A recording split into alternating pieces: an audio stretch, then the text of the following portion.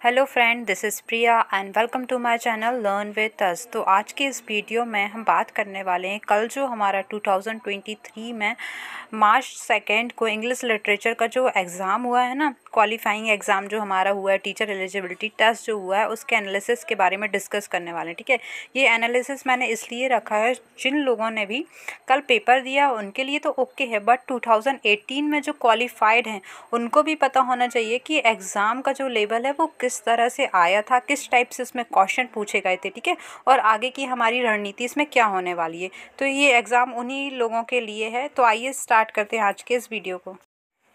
देखिए, सबसे पहले बात करते हैं लेवल ऑफ पेपर। तो पेपर का लेवल मुझे लगभग ऐसा लगा कि मॉडरेट था। ठीक है, कुछ क्वेश्चन इजी थे लेकिन मॉडरेटेड, बहुत ही ज़्यादा डिफ़िकल्ट पेपर इसमें नहीं थे, बहुत ही ज़्यादा कुछ डिफ़िकल्ट क्वेश्चन इसमें नहीं पूछे गए थे। ठीक है, और जो क्वेश्चन पूछे गए थे वो कैसे क्वेश्चन पूछे गए थे, तो वो ज़्यादातर क्वेश्चन एकदम डायरेक्ट आपको पूछे गए थे हर टॉपिक से। ठीक है, और इस बार एक बात बहुत ही अच्छी थी, जो ये एग्ज़ाम हुआ उसमें ये थी कि 2018 में जो पेपर बने थे, ठीक है, फर्स्ट पेपर जब बना था तो वो बिल्कुल आउट ऑफ सिलेबस था। ठीक है, उसके बाद जो री एग्ज़ाम हुआ था उसका लेवल भी काफ़ी टफ था थोड़ा। ठीक है, और उसमें जो बात की जाए हम लैंग्वेज, पेपर की लैंग्वेज जो थी वो थोड़ी आसान नहीं थी। ठीक है, थोड़ी डिफ़िकल्ट लैंग्वेज थी, तो जिनको भी बहुत अच्छी इंग्लिश पे कमांड नहीं है तो उन्हें बहुत ज़्यादा दिक्कत गई होगी स्कोरिंग करने में। ठीक है, तो इस बार जो क्वेश्चन पूछे गए थे वो हमारे सिलेबस के अकॉर्डिंग ही पूछे गए थे। ठीक है, तो इस बार जो स्कोर किया है जिन लोगों ने, उन लोगों ने ही स्कोर किया है अच्छा, जिन्होंने पूरे सिलेबस को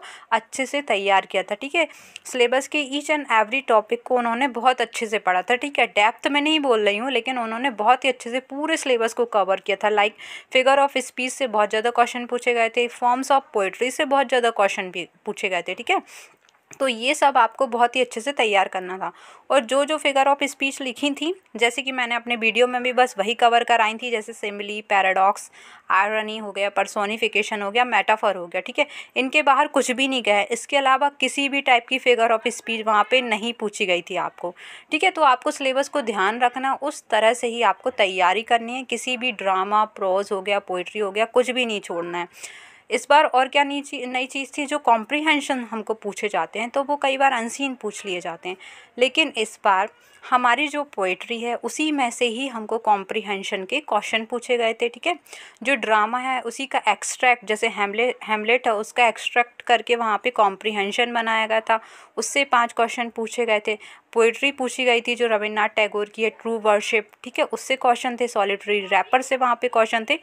तो आपको भी एग्ज़ाम का एनालिसिस इस तरह से देखना है कि किस तरह से वहाँ पे क्वेश्चन पूछे गए थे। ठीक है, और क्वालिफाइड कैंडिडेट्स की बात करूँ कि जिनका एग्ज़ाम क्वालिफाइड हो गया है यहाँ पे, ठीक है, अच्छे नंबरों से हुआ तो वेल एंड गुड है, लेकिन यदि जिनका मार्जिन से हुआ है तो उन लोगों को अपनी तैयारी यहाँ पर रोकनी नहीं है, क्योंकि चयन परीक्षा भी होने वाली है आगे। ठीक है, यदि आप ब्रेक ले लेते हो तो आपकी रिदम बिल्कुल ही टूट जाती है, तो आपको अपनी कंटिन्यूटी बना के रखनी है चयन परीक्षा के लिए। यहाँ पे पता नहीं चयन परीक्षा में किस टाइप का सिलेबस होने वाला है, वो क्या चेंजेस करने वाले हैं। इस बार जो केबी में जो चेंजेस हुआ था कि सिलेबस ही उनने बदल दिया था। ठीक है, 1 मंथ पहले, तो अभी आप कुछ भी प्रेडिक्ट नहीं कर पाएंगे कि किस तरह से क्या होने वाला है, इसलिए अपनी कंटिन्यूटी बना के रखनी है।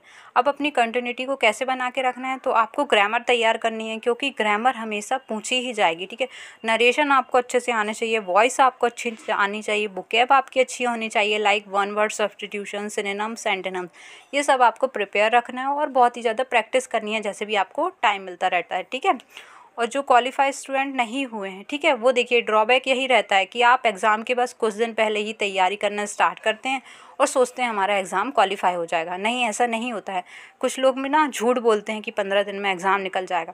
भाई, आपको कंटिन्यूटी से ही पढ़ना पड़ता है, चीज़ें आपके माइंड में होती हैं तभी वहाँ पे रिफ्लेक्ट करती हैं आंसर के एज आ आंसर। ठीक है, तो आपको अपनी कंटिन्यूटी को एकदम बनाए रखना है। आपको अब बहुत ज़्यादा मोरल डाउन नहीं करना है। जिनका क्वालिफाई नहीं हुआ है वो दूसरे एग्ज़ाम में भी ध्यान लगाएं, या जो वर्ग 2 दे रहे हैं तो उनको इस एग्ज़ाम से एनालिसिस कर लेना चाहिए कि किस तरह से क्वेश्चन पूछ रहे हैं। ठीक है, तो आपका वर्ग 2 का क्वालिफाई हो सकता है। ओके, तो तो बस आज के वीडियो में बस यही बात करनी थी मुझे कि आपको अपनी तैयारी किस तरह से रखनी है। अब आगे के लिए कंटिन्यूटी ब्रेक नहीं करनी है, थोड़ा थोड़ा पढ़ना है, डेली पढ़ना है, लेकिन थोड़ा थोड़ा आपको कुछ भी पढ़ते जाना है जब भी आपको टाइम मिलता है। तो इस तरह से आपकी तैयारी होती रहेगी, ठीक है। तो एग्ज़ाम में स्कोर उन्हीं का होता है जो कंटिन्यूटी को कभी ब्रेक नहीं करते हैं, थोड़ा थोड़ा पढ़ते रहते हैं। ओके, तो आई होप आपको ये वीडियो पसंद आया। Thanks for watching. मिलते हैं एक नए वीडियो में।